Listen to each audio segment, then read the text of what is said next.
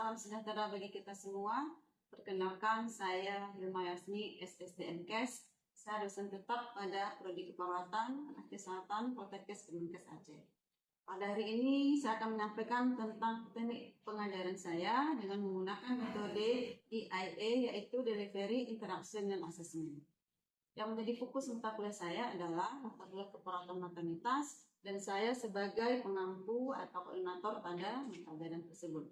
Selanjutnya, saya akan menjelaskan deskripsi mata kuliah keperawatan maternitas yang saya ampu. Mata kuliah keperawatan maternitas dengan kode 4212 dengan bobot 3 SKS, 2 SKS teori dan 1 SKS praktikum berada pada tingkat 2 semester 4.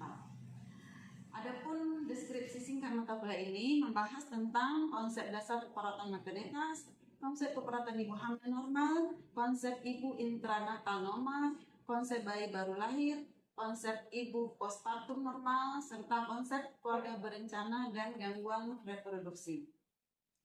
Capaian pembelajaran mata kuliah ini pertama, masa mampu menjelaskan konsep dasar keperawatan maternitas. Yang kedua, masa mampu menguraikan konsep asuhan keperawatan pada ibu hamil fisiologis dan patologis. Yang ketiga, masa mampu mendemonstrasikan praktik asuhan keperawatan pada ibu hamil fisiologis dengan komplikasi. Yang keempat, masa mampu menguraikan konsep asuhan keperawatan intranatal. Yang kelima, masa mampu mendemonstrasikan praktik asuhan keperawatan intranatal. Yang keenam, masa mampu menguraikan konsep asuhan keperawatan bayi baru lahir. Yang ketujuh, masa mampu mendemonstrasikan praktik asuhan keperawatan bayi baru lahir. Yang kedelapan, masa mampu menguraikan konsep asuhan keperawatan pada ibu postpartum, persalinan, dan seksio sesaria. Yang kesembilan, masa mampu mendemonstrasikan praktik asuhan keperawatan pada ibu postpartum. Yang ke-10, masa mampu menguraikan konsep keluarga berencana. Yang ke-11, masa mampu menguraikan konsep asuhan keperawatan pada pasien dengan gangguan sistem reproduksi. Yang ke-12, masa mampu mendemonstrasikan praktik asuhan keperawatan pada pasien dengan gangguan sistem reproduksi. Pada saat mengawali perkuliahan, saya awali dengan perkenalan dengan mahasiswa untuk menjalin keakraban dan hubungan keluarga dengan mahasiswa. Yang kedua, saya membuka diskusi dengan mahasiswa dengan motivasi mahasiswa agar lebih giat dan semangat dalam belajar, terutama di MK keperawatan maternitas. Selanjutnya, saya bahas kontak perkuliahan yang membahas bagaimana proses perkuliahan yang akan dijalani selama 1 semester. Dengan 5 pertemuan, minimal itu adalah untuk teori 80% dan praktikum 100%. Juga akan diadakan modul perkuliahan yang akan sebagai acuan mahasiswa dalam memahami materi dan untuk mendapatkan materi secara lengkap. Dan saya juga melakukan persepsi dengan mahasiswa untuk menggali sejauh mana pengalaman mahasiswa tentang mata ajaran keperawatan maternitas ini. Pelajaran terdiri dari yang pertama adalah tentang konsep asuhan keperawatan maternitas. Yang kedua, konsep asuhan ibu hamil fisiologis dan patologis. Yang ketiga, praktek asuhan keperawatan pada ibu hamil fisiologis dan dengan komplikasi. Yang keempat, tentang konsep asuhan keperawatan intranatal. Yang kelima, praktek asuhan keperawatan intranatal. Yang keenam, konsep asuhan pada bayi baru lahir. Yang ketujuh, praktek asuhan keperawatan pada bayi baru lahir. Yang kedelapan, konsep asuhan keperawatan pada ibu postpartum, persalinan normal, dan seksio sesario. Yang kesembilan, konsep asuhan keperawatan pada ibu postpartum, persalinan, dan SC. Yang ke-10, konsep keluarga berencana. Yang ke-11, konsep asuhan keperawatan pada gangguan sistem reproduksi. Yang ke-12, praktek asuhan keperawatan pada pasien dengan gangguan sistem reproduksi termasuk mioma, kista, infeksi, CA, dan CA cervix. Pada pertemuan pertama, di sini untuk capaiannya adalah mahasiswa mampu menjelaskan konsep dasar keperawatan maternitas. Pertemuan kedua, mahasiswa mampu menguraikan asuhan keperawatan pada ibu hamil fisiologis patologis. Pada pertemuan ketiga, mahasiswa mampu mendemonstrasikan praktek asuhan keperawatan pada ibu hamil fisiologis dan fisiologis. Pada pertemuan keempat, mahasiswa mampu menjelaskan tentang Konsep asuhan keperawatan pada intranatal atau pada ibu bersalin. Teman kelima, masa mampu mendemonstrasikan praktek asuhan keperawatan pada intranatal kelas 1, 2, dan kelas 3. Pada pertemuan ke-6, mahasiswa mampu menjelaskan tentang konsep asuhan keperawatan pada bayi baru lahir. Pertemuan ke-7, masa mampu mendemonstrasikan praktek asuhan keperawatan pada bayi baru lahir. Selanjutnya, pertemuan ke-8, masa mampu menguraikan konsep asuhan keperawatan pada ibu postpartum. Pada pertemuan 9, masa mampu mendemonstrasikan praktek asuhan keperawatan pada ibu postpartum, persalinan normal, dan seksio cesaria. Selanjutnya, pada pertemuan ke-10, masa mampu menguraikan tentang konsep keluarga berencana. Pada pertemuan 11, masa mampu menjelaskan tentang konsep asuhan keperawatan pada pasien dengan gangguan sistem reproduksi. Pada pertemuan ke-12, masa mampu mendemonstrasikan praktek asuhan keperawatan pada pasien dengan gangguan sistem reproduksi. Pada pertemuan ke-8 itu adalah UTS dan pertemuan ke-16 itu adalah ujian akhir semester. Itulah gambaran perkuliahan mata kuliah keperawatan maternitas, dan pada penyampaian materi ke mahasiswa dengan beberapa strategi. Pertama adalah saya menggunakan textbook seperti buku ajar keperawatan maternitas karangan Bobat. Kemudian juga dengan memakai media online seperti Google dan Google Scholar agar mahasiswa dapat mendapatkan topik-topik yang menarik. Selanjutnya, selama perkuliahan saya berinteraksi langsung dengan mahasiswa dan juga dengan menggunakan Zoom meeting untuk menjelaskan materi yang lebih lanjut. Strategi kedua adalah dengan case method, ya, dengan memberikan contoh kasus kepada mahasiswa dengan berkolaborasi untuk menyelesaikan masalah-masalah yang terdapat di MK keperawatan maternitas. Selanjutnya dilakukan praktikum untuk mengasah keterampilan mahasiswa dan kompetensi-kompetensi tertentu yang dilakukan di lab keperawatan Prodi Keperawatan Aceh Selatan. Bentuk interaksi lain saya dengan mahasiswa adalah dengan menggunakan WhatsApp group, di mana mahasiswa itu bisa berbagi informasi, sharing, dan bertanya tentang materi-materi yang mereka belum menguasai. Pelaksanaan asesmen dalam pelajaran maternitas ini adalah dengan bagaimana saya melakukan penilaian kepada mahasiswa. Penilaian saya awali dengan melakukan penjelasan di kontrak organ tentang bobot penilaian, di mana bobot penilaian adalah terdiri dari dua. Bobot penilaian teori terdiri dari bobot penilaian UTS dan UAS dengan minimal syarat kehadiran itu 80%, sedangkan bobot penilaian kedua adalah di praktikum dengan minimal kehadiran itu 100%. Selanjutnya, mari ikuti saya di perkuliahan kami. Selamat menyaksikan, terima kasih.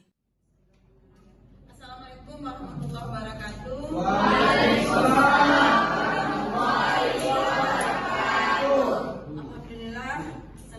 Hari ini saya ketemu lagi dengan mahasiswa sekalian di tingkat 2 semester 4 dalam mata pelajaran keperawatan komunitas.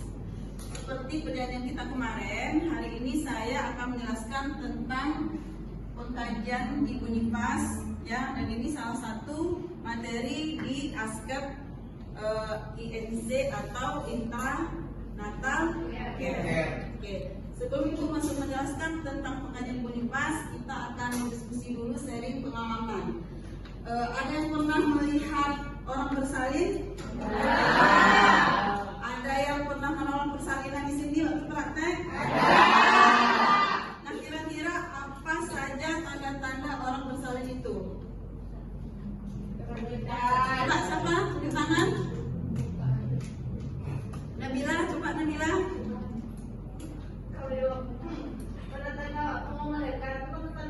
Mau melahirkan atau bersalin sama kan? Ya.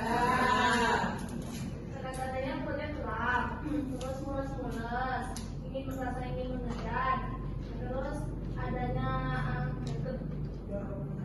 dorongan ingin mengejar, terus sama ini pertumbuhan pecah. Bagus ya. Jadi ada nggak kita lihat, oh ini orang udah mau melahirkan, perutnya udah kering atau nggak jadi melahirkan? Ada. Itu semua tidak lepas pentingnya pengkajian pada ibu intranatal. Jadi tujuan pelajaran ini untuk mengetahui apakah seorang ibu itu benar akan bersalin atau hanya palsu. Ya. Oke. Baik. pernah kita sampaikan dulu di grup. Untuk materi ini sudah saya sampaikan untuk dibaca di awal untuk tatanan persalinan, ya sudah kita bahas kemarin. Hari ini kita fokus ke pengkajian pada ibu intranatal. Ya, pengkajian ini dimulai dengan anamnesa pada ibu intranatal. Pada saat seorang yang bersalin, ada hal yang harus kita tanya. Yang pertama adalah identitas pasien tentunya, ya, terutama nama sudah jelas, usia ini kaitannya untuk menentukan apakah dia termasuk yang berisiko resi atau tidak, ya. Kemudian paritas, apa paritas? Anda masih ingat? Paritas adalah ya, Nadir, jumlah anak yang pernah dilahirkan. Jadi ibu ini dia paritasnya rendah, anaknya baru 1 atau 2, atau paritasnya tinggi. Kalau paritas tinggi nanti bisa ke resiko tinggi. Kemudian keluh utama, karena tadi seperti yang disampaikan oleh kawan kalian bahwa ibu yang ingin bersalin itu pasti ada keluh utamanya. Yang jelas pertama adalah adanya kontraksi, terus apa disebut juga dengan his, ya. Nah, kontraksi ini dia harus teratur, kemudian kontraksi atau durasinya lebih lama, waktunya juga lebih singkat. Kemudian ada keluar air, bukan air seni ya, tapi adalah air keluar. Kemudian adanya perdarahan. Kemudian yang kedua ditanyakan riwayat kehamilan. Berapa usia kehamilannya? Kalau orang melahirkan berapa usia kehamilannya rata-rata? 9 bulan 10 hari atau 34 sampai 38 minggu. Riwayat antenatal. Berapa minimal pemeriksaan antenatal pada ibu hamil? Berapa kali? Antenatal? 4 kali minimal, ya, ada keempatnya. Di pemeriksaan pertama pada trimester 1 sekali, trimester 2 sekali, dan trimester 4 2 kali minimal, ya. Terus komplikasi dan status janin. Status janinnya apakah sehat ditandai dengan DJJ. DJJ normal berapa? 110 sampai 160 kali per menit. Kemudian riwayat persalinan sebelumnya. Kalau kita tahu ibunya, ibu anak berapa bu? Anak kedua. Sebelumnya lahirnya lewat apa bu? Sebelumnya normal atau sesar. Kemudian riwayat penyakit lain, apakah ibu mengalami misalnya hipertensi, adanya anemi, atau adanya penyakit-penyakit lain seperti diabetes mellitus, yang itu akan mempengaruhi bagaimana keadaan ibu janinnya dan juga proses persalinan yang akan dialami. Oke, untuk slide ini ada yang mau ditanyakan? Ada, lanjut ya. Nah, setelah wawancara tadi yang pertama, kita akan masuk tentang pemeriksaan fisik pada ibu intranatal. Ini paling yang penting, ya. Pemeriksaan fisik diawali dengan head to examination atau pemeriksaan dari misalnya di sini adalah tentang kepala, apa yang dilihat, status mental, tanda dehidrasi dan kelelahan. Nah, tanda dehidrasi, di mana kita tahu bahasanya dehidrasi? Pertama di kepala, di mata apa? Orang dehidrasi.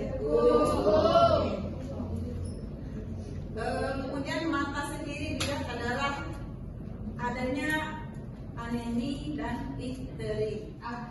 Angka pemeriksaan ibu itu masih tinggi di perdarahan. Kapan dikatakan perdarahan? Kalau perdarahannya itu di atas 500 mili. Nah, disebut dengan PPH. Apa PPH?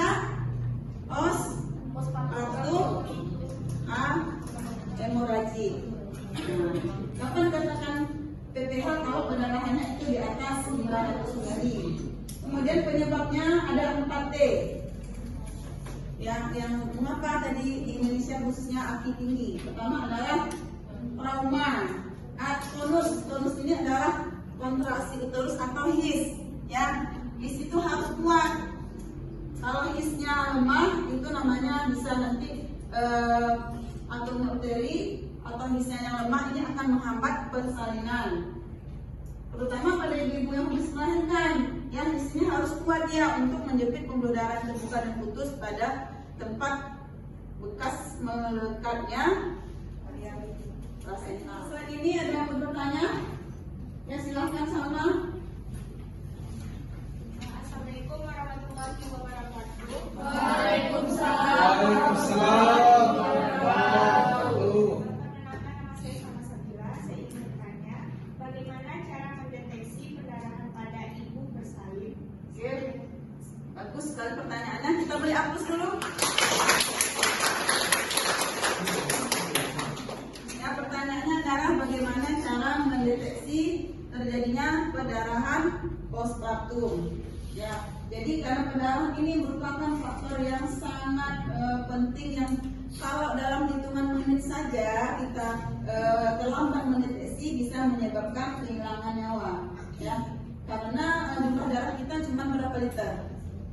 Sekitar 4 sampai 5 liter. Ini aja perdarahan setengah liter. Ya, jadi dalam hitungan menit. Nah, salah satu cara untuk mendeteksinya adalah dengan melihat pertama dengan melihat pembalut. Ya, itu kalau pada setelah melahirkan nanti pembalutnya itu ditimbang sebelum dipakai, kemudian setelah setengah jam itu ditimbang lagi. Setiap penambahan 1 gram itu dia 1 cc. Atau dilakukan dengan menampung pendarahannya di Lepeken. Jadi ibu yang habis melahirkan ditampung pendarahannya tanpa melalui pembalut, nanti di situ dilihat dan ukur berapa pendarahan yang terjadi. Di samping itu juga kita lihat dari tanda-tanda vital. Apa tanda-tanda vital yang berpengaruh terhadap hipovolemik? Apa? Pendapatnya nadi yang kecil dan cepat dan dalam. Nadinya terapa dalam dan cepat. Nah, itu adalah tanda-tanda shock hipovolemik atau kekurangan cairan. Dalam hal ini pada ibu hamil adalah perdarahan. Ya. Tapi kalau belum 500 darahnya misalnya masih 300 itu masih aman. Ya, apa yang dilakukan nanti hanya dilakukan masase. Ya, masase untuk merangsang kontraksi. Ada berapa kala dalam kehamilan?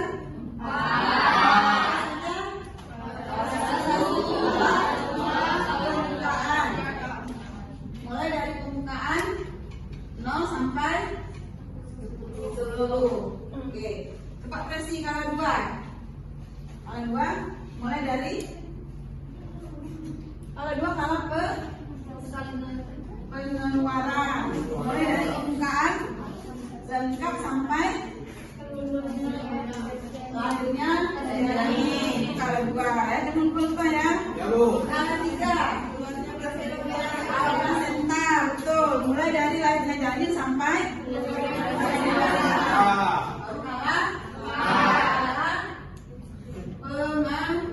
pemanasan tawar. Oke, untuk ini ada yang mau ditanyakan? Ya, silakan Rizka.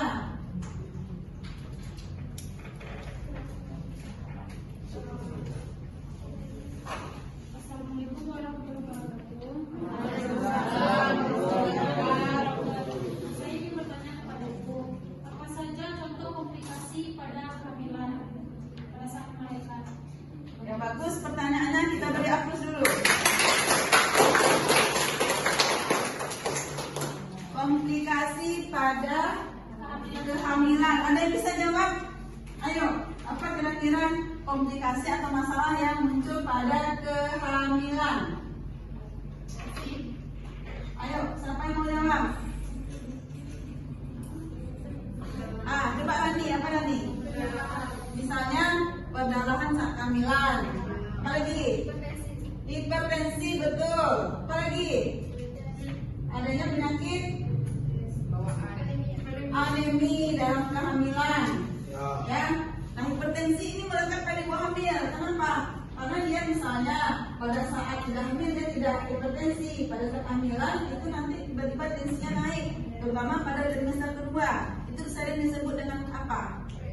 Preeklamsi.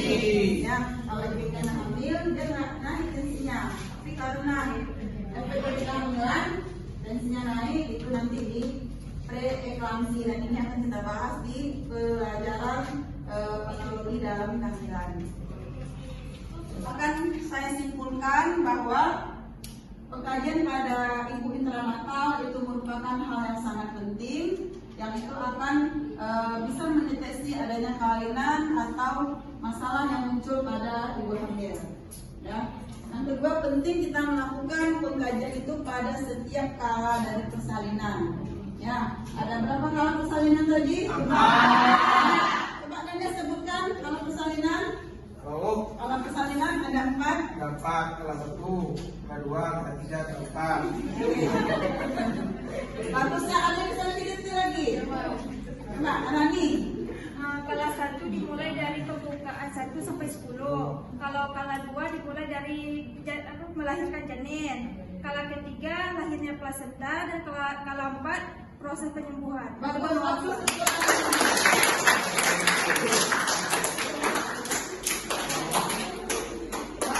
Hari ini pesan saya, jangan lupa baca lagi materi yang sudah disampaikan, dan jangan lupa menonton video persalinan yang sudah bisa di grup. Kalau ada masalah silahkan nanti tanyakan di grup dan akan kita diskusikan pada pertemuan selanjutnya. Baik, demikian pertemuan hari ini. Terima kasih atas perhatian. Mohon maaf atas kekurangan. Assalamualaikum warahmatullahi wabarakatuh.